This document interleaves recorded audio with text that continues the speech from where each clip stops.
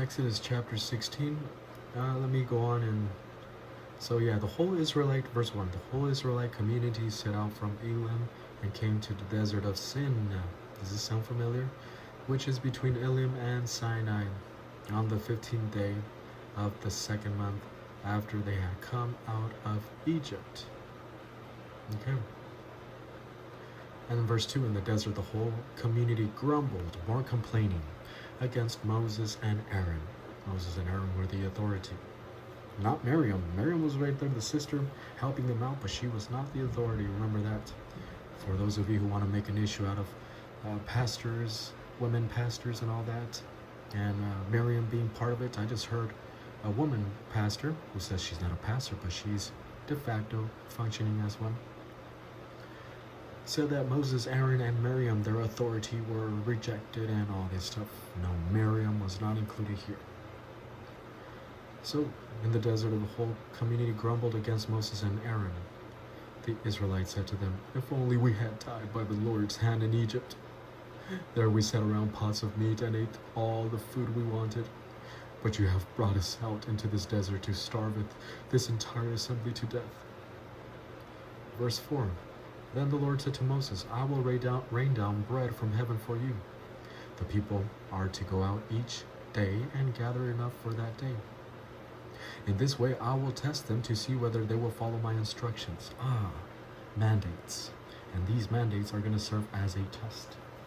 You see, while God is going to provide his logistical support so that they can remain alive, this logistical support is going to become also the means for them to not just be tested, but grow spiritually.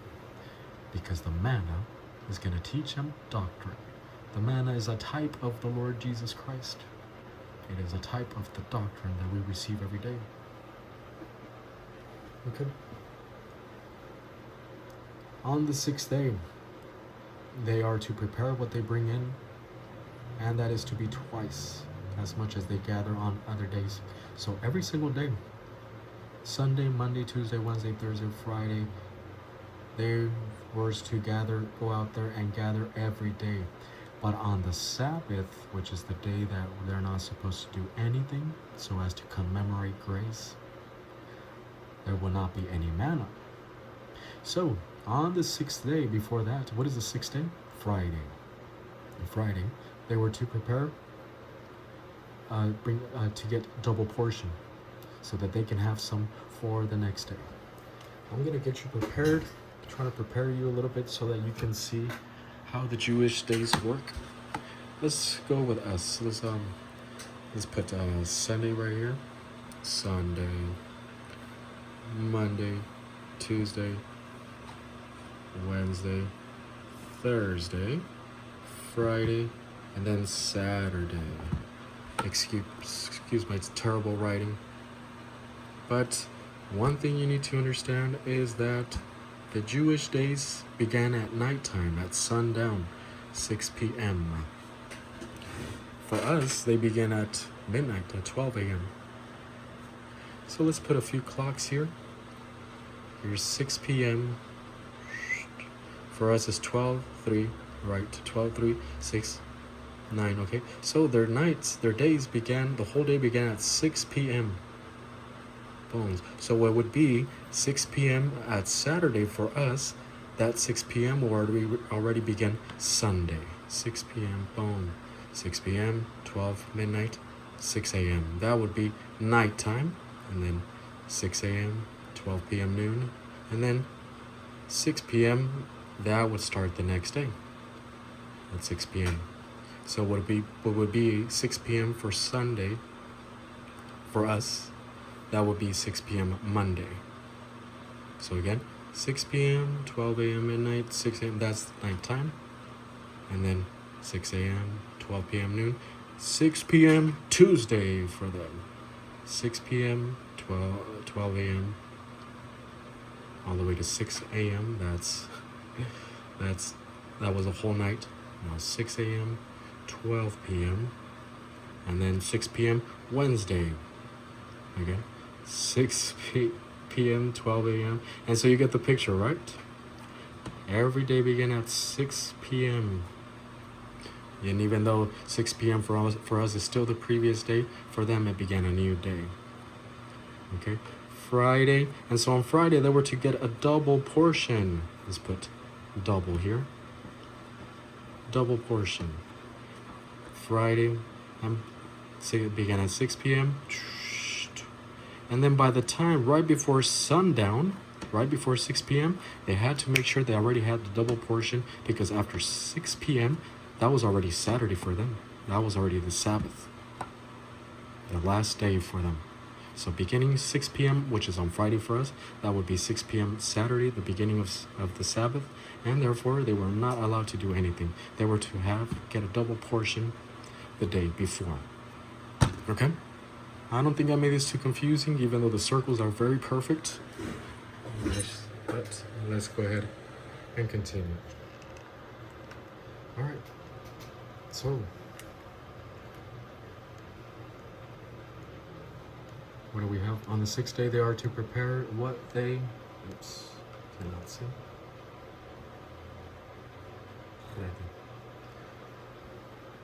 So then, on the 6th day, they are to prepare what they bring in, and that is to be twice as much as they gather on other days. So Moses and Aaron said to all Israelites, "In the evening you will know that it was the Lord who brought you out of Egypt. And in the morning you will see the glory of the Lord, because he has heard your grumbling, you whinies." But he did not call him anything, grumbling against him. "Who are we that you should grumble against us?" Moses also said, "You will know that it was the Lord when he gives you meat to eat in the evening, and all the bread you want in the morning, because he has heard your grumbling against him. Who are we? You're not grumbling against us, but against the Lord." Okay. While Aaron was speaking to the whole Israelite community, they looked towards the desert, and there was the glory of the Lord appearing in the cloud. This is the visible part of the Shekinah glory, the cloud. The Shekinah glory was inside, remember, the Holy of Holies. Verse 11, the Lord said to Moses, "I have heard the grumbling of the Israelites. Tell them, at twilight you will eat meat, and in the morning you will be filled with bread. Then you will know that I am the Lord your God." That evening quail, codornices, quail came and covered the camp, and in the morning there was a layer of dew around the camp. When the dew was gone, thin flakes like frost on the ground appeared on the desert floor.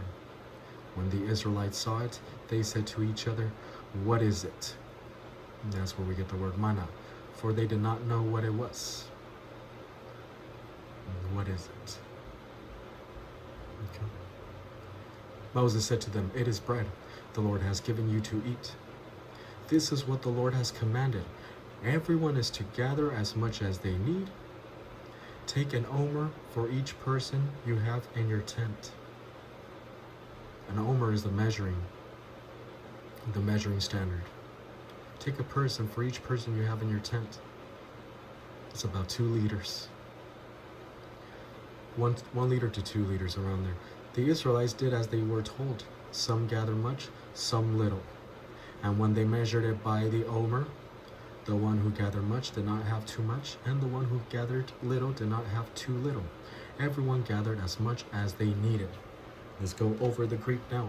This is the passage here that we just saw, that we're about to see in 2 Corinthians chapter 8, verse 15. It says, "The one who gathered much did not have too much, and the one who gathered little did not have too little." Verse 18, we have here this wa conversive. Wa is often is and, and with it is the verb of madad, measure. It's in the kel imperfect, and the imperfect is incomplete action. Incomplete action in contrast to the perfect, which is complete action. Complete action is they measured. Incomplete action is they will measure. So let's give it that for now. But here is something called a wa conversive, which makes the imperfect into a perfect. And so we're going to translate it. And they measured. Now we have a prepositional phrase, ba, in, and then omer. Omer. And so in the omer, by the omer. They measured it by the omer. the amount that every single person got, they measured it by that measuring standard called the omer. And then we have another wa here, and lo, this is the negative. If you're going to memorize something, at least memorize this for now. Le, there's le, and then there's alpha with this dot, which means it's a yod, o. So lo, this is not. So, and they measured by the omer and not. And what happened? So now we have here two words. The main verb is right here, which is adaf. But the one that produces the action of the verb is here. We have an articular participle of ravah. Rav means much. Ravah is to make much or to have more. It's a participle. And just as we saw in the Greek and in many other languages, a participle can be articular here because we have the article ha. And what the participle is, we're going to translate it, the one who had more for now. Okay, so the one having more with the participle. The participle by itself can be translated having more or causing to abound or etc. But here is articular, the one having more. It's a hifil participle. The hifil stem is causative. Well, I'm going to look at my notes because here I am again speaking without looking at my notes. Let me pull them up. Okay. Ravah. The cal stem, remember there are many stems for each verb. Cal, PL stem, hifil stem. So the cal stem is the normal one. It would be to be great, to have many, to increase. The PL stem is intensive, which is not here. This is not the intensive. Is to make great, to increase. This is the hifil, and the hifil stem is to multiply, to cause to multiply, to increase. But without the object here, it is to make more. The hifil is causative. Here it includes the person who causes to get more. He wants to get more because he might be shady. He says, I'm going to get more because these suckers are going to get more than I do, so I'm going to make sure that I have enough. So this is the man who gets more for whatever reason, more than he's supposed to. The cheater, let's say for now. So we're going to translate this, the one who took more. And now the main verb here is adaf, also a hifil stem. Hifil stem of adaf. And the cal is to have an excess. The hifil is to have a surplus. So what do we have thus far? And they measured by the omer, and the one who was the one who took more did not have more, did not have a surplus. So in other words, we have two hifils. We have the person who causes to get more for whatever reason. He wants to have more than other ones, but the Lord caused him to not have more. The Lord was the one that was creating the balance. And now we have the opposite of that. Wa. This is not conversive, it's just a regular wa. And where's the articular participle? We're going to see another articular participle here. Here it is. Hamamith. Hamamith. Hamamith. And so this is the articular participle of ma'ath, to have less. Ma'ath. And so in the cal stem, ma'ath means to have few. The PL, intensive, means to become few, to reduce. But the hifil stem, again, this is the hifil stem here, is to reduce in number or to collect less. We're going to translate it, because it's articular participle, the one collecting less. For whatever reason, you always have those sacrificial types, those that worry a little bit too much neurotically. Oh, I'm not going to get so much because what about all the others? And they might not have this much and that. So you might have that do-gooder. Or you might have an irresponsible one that just says, all right, let me just get some. I'm just going to get this much. It's going to be enough. And he finds out that he does not have enough for him and for his whole family. So for whatever reason, he collected less. It's a hifil stem, means that he himself caused to collect less than what he needed. He needed more. So the one who collected less And then lo, again the negative, did not. And the causative, and now is the main verb right here. The hifil of chaser, chaser. He chasir, he chasir. It's a causative. So here, the cal stem of this would be to lack. The PL stem, which is intensive, is to cause to lack, to cause to be less. And hifil stem also has a similar meaning, to cause to lack. The Lord was, with the hifil stem, the Lord was the one that caused him not to lack, thereby creating the balance. And so, what do we have right now? So as to finish this first part, first of all here, and the one who collected less did not lack, did not have less. Translation of all this right here. And they measured it by the omer. And the one who collected more did not have a surplus, did not have more. And the one who collected less did not have less. Causative stems. The person out of his volition, he causes to have more or causes to have less, but the Lord comes along and counters it and causes them to have not more or not less, but have creating a balance. That's the logistical grace during the Exodus generation by way of the manna.